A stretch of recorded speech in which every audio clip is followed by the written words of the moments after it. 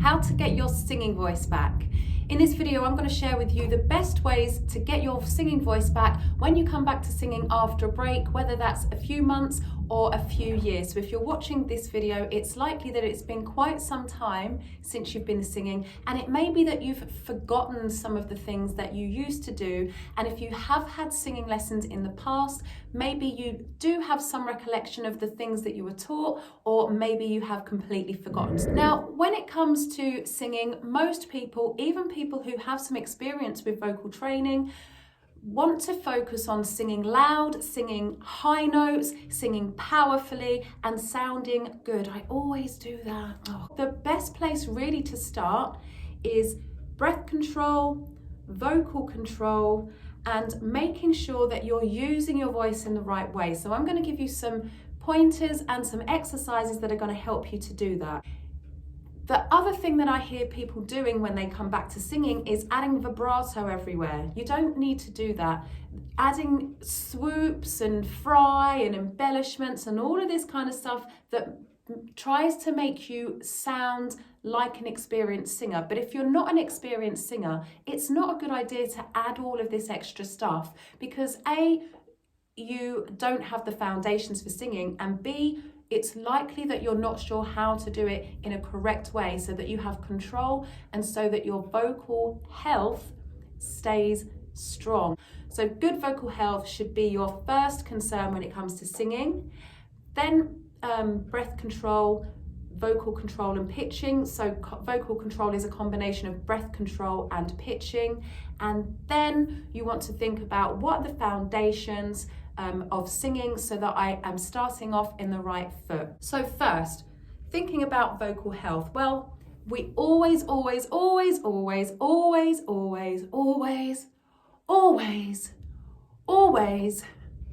up before we do any kind of vocal training or vocal practice. Warming up takes around about 20 minutes. You can integrate vocal technique exercises. So you want to do some SOVT, so lip bubbles, tongue trills. You might want to do zzz, v, zh. And then you want to add some technical exercises that are at your level and a little bit challenging. So you don't want to go straight for belting. You don't want to go straight for high notes. You don't want to go straight for long notes.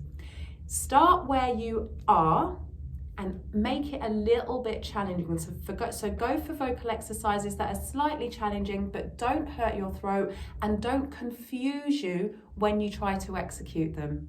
So let's start right at the beginning. We're going to start with zzz. This is really good for focusing the sound, for controlling the pitch and controlling breath. So it's a great vocal control exercise. So let's start here. And we're just going to hold a single note. Here we go.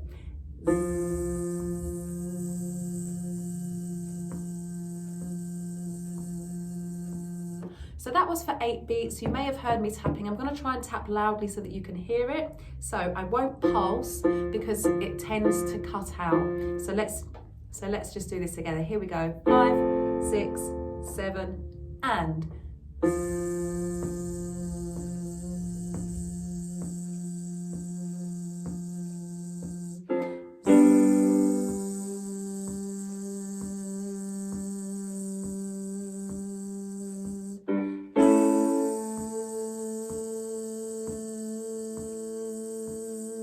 keep going.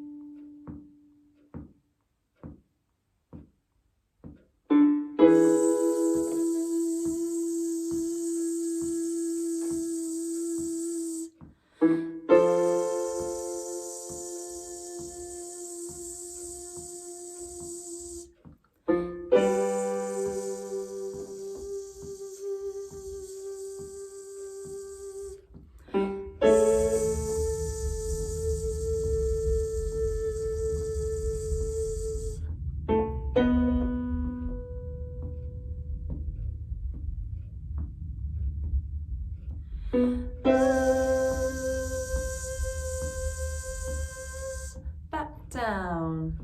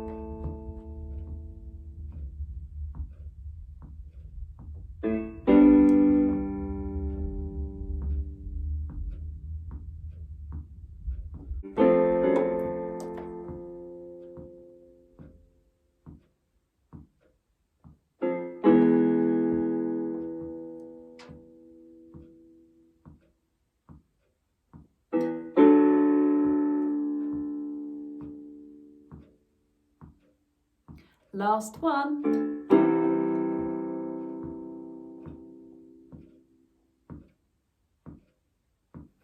As I said earlier in the tutorial, a lot of people want to focus on singing powerfully, singing loud and singing high notes, but you've got to get the basics first. So the next exercise is really helpful for navigating the whole of your range without feeling like you have to strain or have to push. And what happens when you're straining or pushing? Well, you know, it strains your voice, it damages your voice, and it sets in bad habits. So we want to set in good habits straight away. So understanding the chest voice, which is the lower part of your voice, and the head voice and falsetto, which is the higher part of your voice. Then we have the whistle. You don't need to worry about that right now. We want to get those core foundations going. So the chest voice is where most people have their speaking voice, and the head voice is that singy sound. But before we make it powerful, we have to establish it in the quieter head voice. So we must be able to sing soft before we can sing powerfully. Otherwise, we're not using the right techniques, we're creating bad habits, and you're just going to have problems down the road that it's going to take longer to unravel than it does to just do it properly in the first place. So we're going to sound a choiry type sound. And we'll start down here for those people with lower voices. So down here it sounds like oh. So down here it sounds like oh, and I'm not creating that rounded sound with my lips. I'm opening my throat, so it's oh. And when we get to the higher part, it's oh, and even higher oh. And I'm not adding any volume. I'm not pushing. My throat is nice and relaxed, and I'm creating a yawny, sighy sound. So here we go. We're going to hold this for 4. 1, 2, 3, 4, and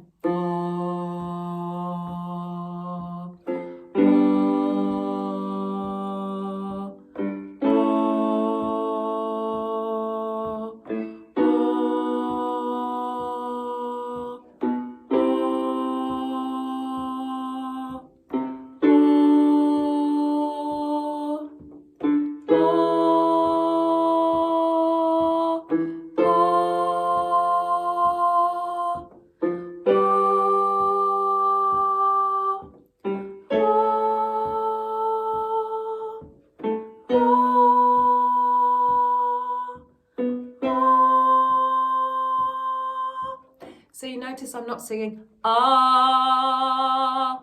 We don't need to do that. Just the simple sound, basic sound. We're getting the foundations, we're building the foundations. We add the pretty stuff afterwards. So let's come back down. 2, 3, 4.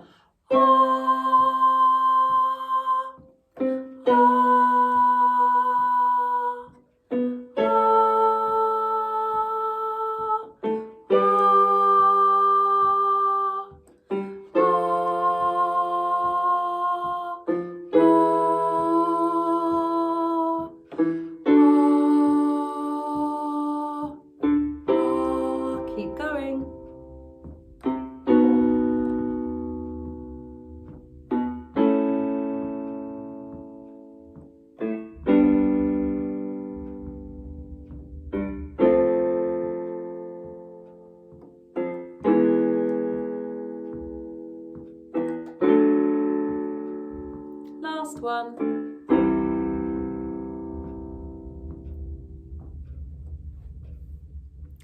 And the next exercise is really good for focusing the sound into that mask area of your face. So the mask is where most pop and rock music is formed, is the sound is created. That's the kind of sound we use in most contemporary popular music. We're going to use the word new, and this is going to focus that sound so that you should feel it, a nasal feeling here. It should sound nasally and you should feel the vibrations here. Don't worry about sounding too nasal. You're probably not doing it enough to make it sound nasal. What we actually want is to over nasalize it. If nasalize is a word, it is now. Over nasalize it, and then we can bring it back later, because if we don't make it nasal enough, that's where your voice is going to crack and break and you're going to start to come into problems.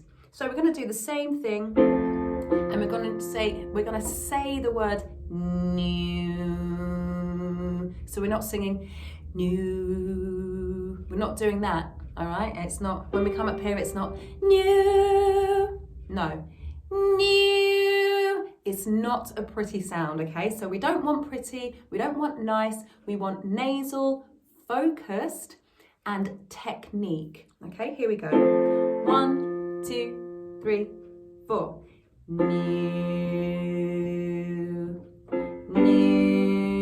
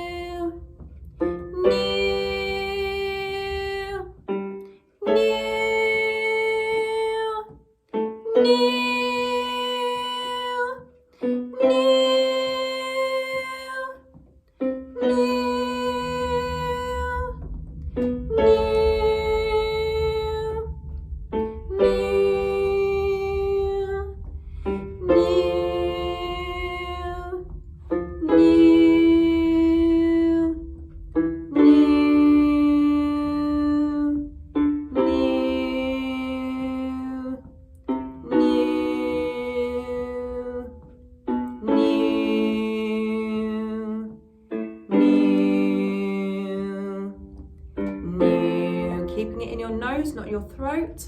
New. It's quite low for me. New. New.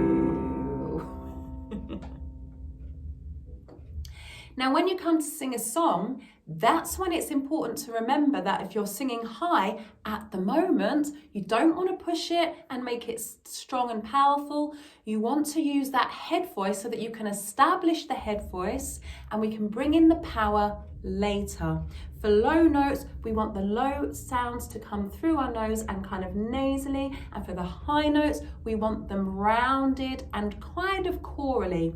That's not how you're going to perform the songs, but it's how you're going to train your voice. So the difference between training your voice and performing songs, there is a gap. So when we come to use the training in a song, it's not going to feel and sound as natural until you start to understand how the techniques work, and you can do the techniques without putting too much thought and concentration into it. But that comes with time.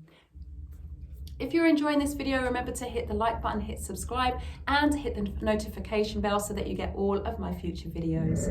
You'll find this along with my other YouTube tutorials, videos, hints and tips without videos in my membership. In that membership, you'll also find challenges, competitions, and other stuff, masterclasses that you will not find anywhere else on the internet. So if you're serious about singing, I recommend coming and joining us in the Singing Genius Club. I look forward to having you there.